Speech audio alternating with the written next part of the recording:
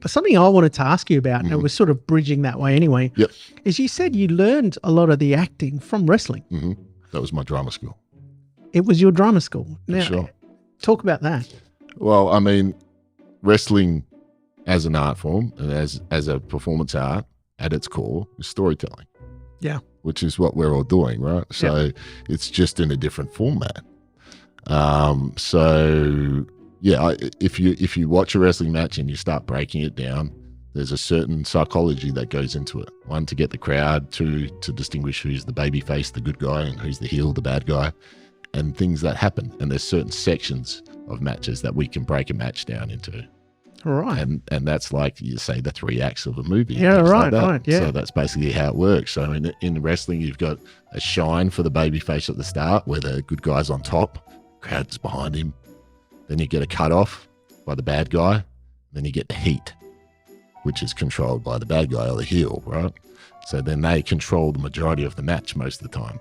And then what you get is you get little mini comebacks. Depending on the length of the match, that may be one comeback and then a go home, which is what we call the finish. Right.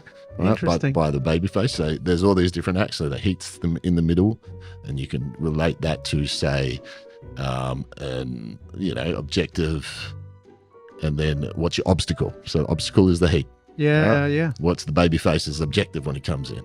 What's the crisis point? All these things that we break down into movie talk, right? Which resonate completely with wrestling if you know wrestling, and if you see wrestling at a high level, that's what they're doing. But it's there's something special to it because the good guys can sort of alter the script, rewrite it, and edit it as the crowd is reacting.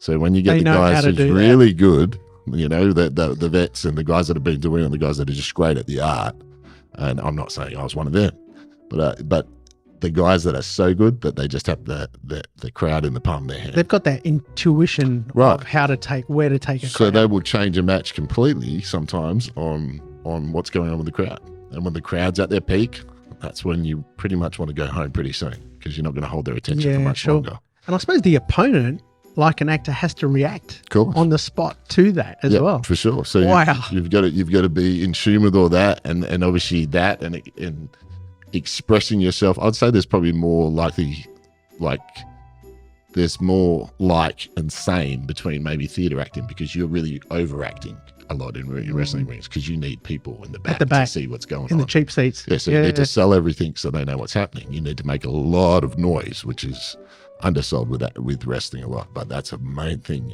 making so much noise in the ring to really add to it. So when you come into acting from that, then it's, you got to dial it back a bit pretty much. So you've already gone there, which is the problem for most actors, right? They can't go there. Yeah. So reeling you back once you've gone there is probably an advantage. Yeah, true. So that's how I look at it. And then obviously the promo stuff, which, like I said, is like a monologue. So that's the part that I took to very early, and I thought I was sort of natural at it. I was sort of floating my own boat too much, but it came pretty easy. And maybe that's to do with how I saw my dad growing up in the business of the media and stuff like that. So it was a bit normal to me maybe to have a camera shoved in my face, even though it hadn't happened yet. But it was something I was relatively comfortable with, it turned out. So